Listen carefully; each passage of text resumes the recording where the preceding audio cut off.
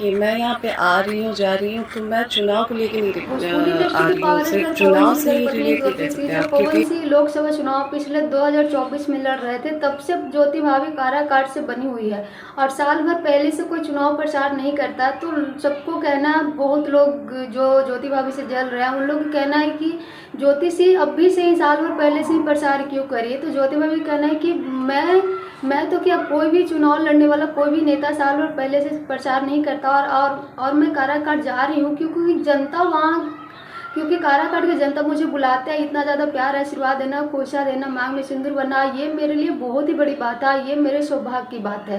नमस्कार दोस्तों, Radhe Radhe. I hope आप से अच्छे होंगे, मस्त होंगे, स्वस्थ होंगे। अगर चैनल पर नया है तो चैनल सब्सक्राइब करके प्यारा सा लाइक कमेंट जरूर करें।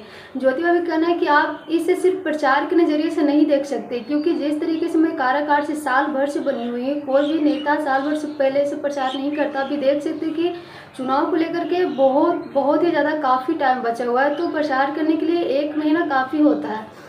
वैसे मैं काराकाट में आती हूँ क्योंकि यहाँ की जनता मुझे अपने परिवार, बेटी, बहू जैसा प्यार करता है, तो मेरा ही फ़र्ज़ बनता है कि काराकाट के अपना परिवार मानूँ और इनके दुख सुख में हमेशा खड़ी रहूँ।